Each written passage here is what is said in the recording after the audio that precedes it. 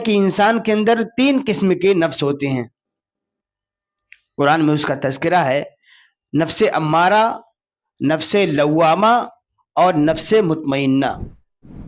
نفس امارہ ایک ایسا نفس انسان کے اندر ہے جو ہمیشہ انسان کو برائی پر ابھارتا ہے، برائی کے کاموں پر ابھارتا ہے.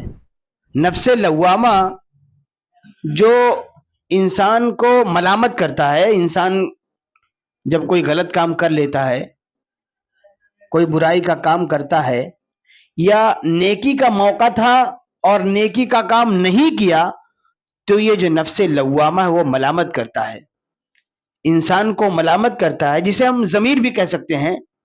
لوگ کہتے ہیں کہ اس کا ضمیر مر گیا ہے، اس کے سامنے یہ برائی ہو رہی تھی اس نے کچھ نہیں کہا، یہ نیک کام ہو رہا تھا اس میں حصہ نہیں لیا، اس کا ضمیر مر گیا ہے، ضمیر اس کا زندہ نہیں ہے. تو یہ نفس لوامہ کی کوالٹی ہمارے اندر ہوتی ہے.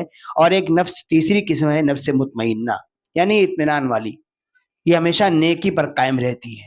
تو یہ 3 قسم کی صفات ہمارے اندر موجود ہیں.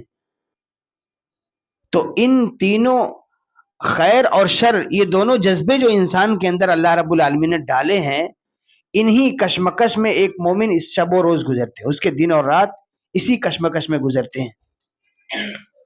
اور خیر کے پہلو کو اجاگر کرنا ایک مومن کی ہمیشہ اولین ترجیح ہونی چاہیے، اور یہی ہوتی ہے.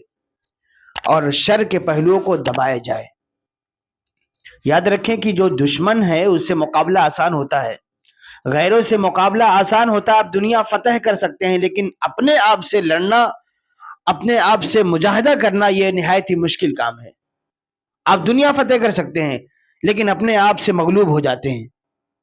یہی آپ کو اپنے اوپر توجہ دینی ہے، اپنے نفس پر کنٹرول کرنا ہے، اور جو حق اور باطل کے درمیان جو کشمکش ہے اس پر تجزیہ کر کے اپنے آپ کو حق پر ڈٹے رہنا ہے، اور باطل کا منہ توڑ جواب دینا ہوتا ہے.